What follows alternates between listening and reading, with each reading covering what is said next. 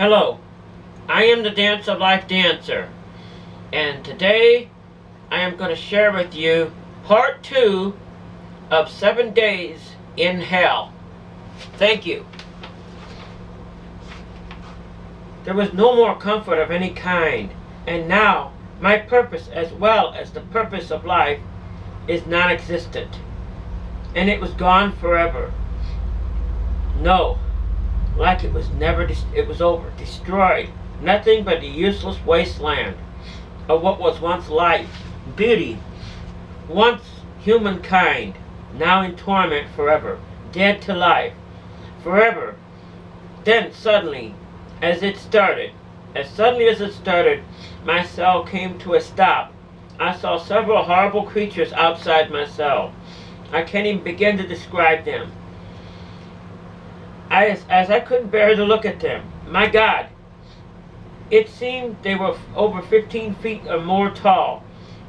All I could tell you is one thing. There was not any kind of life you could ever see in this world there. No life whatsoever. Their legs and arms were like out of some kind of a nightmare. Twisted up, burned up, different size, black, broken, bumps all over their body.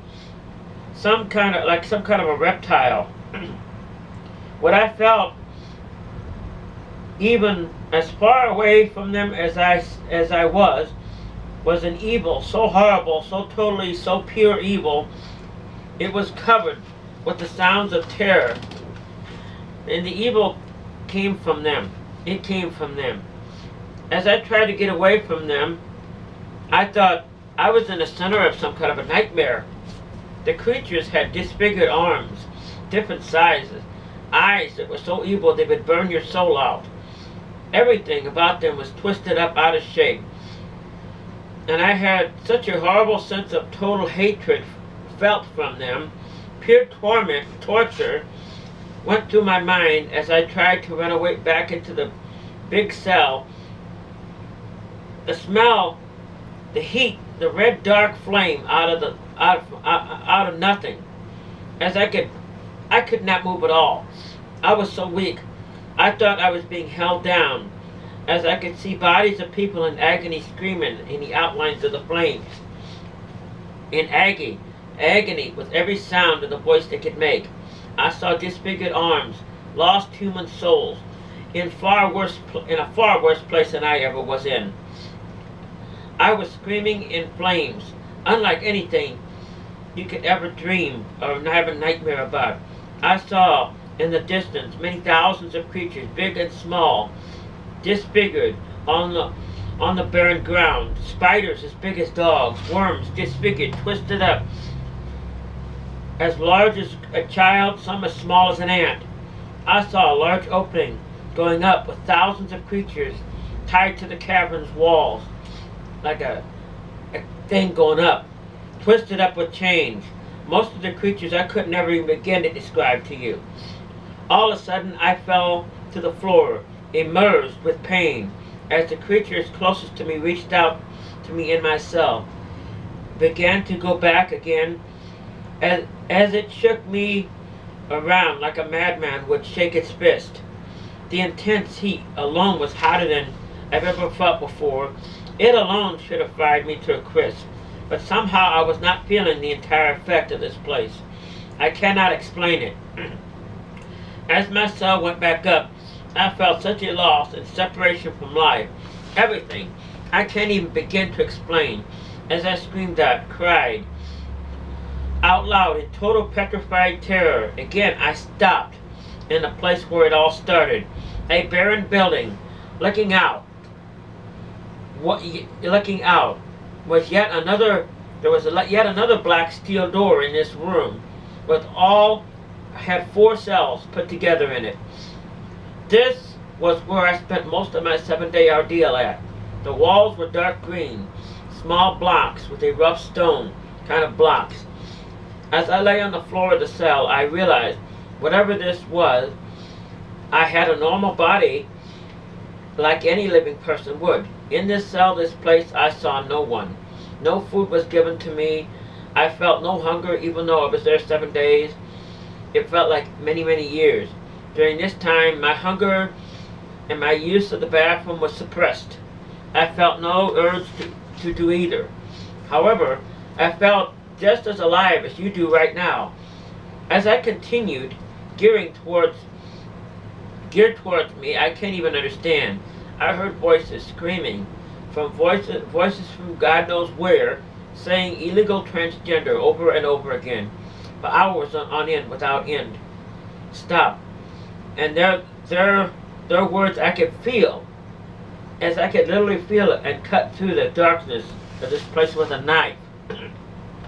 Over and over. Illegal transgender, saying things that were totally senseless, geared at pure hatred of me.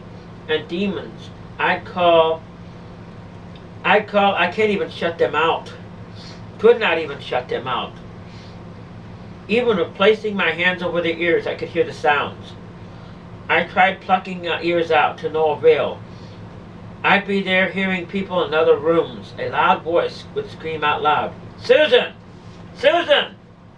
And I cannot explain this, but I would hear nightmarish, hellish versions of many people screaming in disfigured voices, saying, "Showers, shower, shower, shower," over and over and over and over and over and over. Heard many voices saying things. I thought in my mind, my God, I've gone insane. But as I beat my head, I reached out, and it was no dream. It was real. It was all real. Every once in a while, it would seem things would suddenly snap back to the way it was. I'd be back in the room again. I'd scream out loud to guards to help while I could. Then I would snap back to hell, to the afterlife, somehow as fast as I could. Suddenly, as if someone would slap me in the face again with horror, I realized that I had died. I was dead. And the last thing I remembered was jumping off the cell bars in cell block number 6, hanging myself. My God, I said, I am dead. The wretched horror of that realization was beyond any kind of terror I could tell you about. Any kind of terror you could ever even have a nightmare about. I was on my way to hell, perhaps in limbo someplace. For now I can explain death and what it's like to you. You do not even realize that you're dead at first. Things that happened in real life, as I realized, the things transpired over the 7 days, it proved I was lost in hell. Where was this place? I will never know. With its rough stone block walls, green, 4 other cells. I realized after 3 or 4 days' time of talking to others that appeared for short periods of time in the other cells in this place, I had never saw anyone coming and going from the cells or leaving. They simply appeared there as I did. I knew that everyone I talked to was dead, and all died in some way or another. One of the first names that I talked to was in room number 4. His name was Stephen Jackson. As I heard him call out my name, "Susan! Susan!" in a very loud voice, they would break your eardrums and terrify even the bravest person. He called out, "Susan!" in the nothingness, calling Susan 3 or more times so loud I jumped up. I could not get up, but I was too weak. I said out loud, "Yes, is it time?" Stephen said, "What?" "Yes," I said. "Where am I at?" First Stephen said, "I don't know." Then I said, "Who are you?" He said, "Stephen Jackson." I looked out into the dark, empty, barren room. I could see through the wall somehow, right straight through it, as if I was seeing through glass. I could see thousands of people screaming in torment in one form or another. Voices, yet from another place, continuously saying, "Illegal transgender, illegal transgender." The creatures I saw carrying for the place were grotesque, creepy, not of this world. They were demon-like. They were wearing guard uniforms, but they were not human. They were disformed, burned, charred, as if they were at one time burned up in a fire. So bad they should not be alive. Then I heard sounds over and over and over of a metal cart wheeling down the hall. Besides this, always the same as it grew closer and closer. I heard the metal clanging of lockers coming closer and closer, stopping at the metal door outside my cell door. I saw a face in a small window, a terrifying face. It was black, the face of death, the angel of death. Somehow I knew it was death, all black, the angel of death. Then I saw through the doors, the wall, as if there were glass windows. I saw an ambulance being wheeled out of a room. Someone was on a stretcher with a gas mask over their face. As I got closer and closer, they was wheeling the stretcher alongside the walls of the green room cell block number 6, where I had been imprisoned. Well, the last thing I remember was falling after I hung myself, and then I suddenly froze in fear and terror, petrified terror, from the top of my head to the bottom of my feet, like a bucket of ice-cold water was suddenly thrown onto me. In cold horror swept through me again, my feet to my head, as I saw the person on a stretcher. It was me, my body. I was dying. I heard the ambulance worker as the ambulance backed into place. I heard the backup sounds of the ambulance as it's backing into place. 2 paramedics were working on me. I screamed out loud in horror. From my cell as I was seeing this, I was screaming, "Hey, what happened? I'm not dead yet. I can't understand how I could be in here." Watching myself dying, suddenly, Stephen, the voice from cell number 4, yelled out, "Susan!" very loud. I said, "Yes." "What is it? Is this it? Am I dying? Am I dead? What has happened? What is this?" Stephen said, "What is the last thing you remember?" I said, I was in my green cell number 6. Everyone was tormenting me. I heard voices of tormentors, demons from all 4 walls, all cells. I was so distraught, so upset. Stephen said, "Do you remember when you stood up on the top bars and you had a sheet wrapped around your neck?" I said, "Yes. I thought I was going to hang myself. It was so bad." Stephen said, "You did. You did." I said, "Nothing." As a sudden wave of terror went straight through, swept through me like an ice water being thrown all over my body. I was so stunned. The thoughts of what had happened had suddenly raced through my mind, so horrible, I can't even begin to describe them.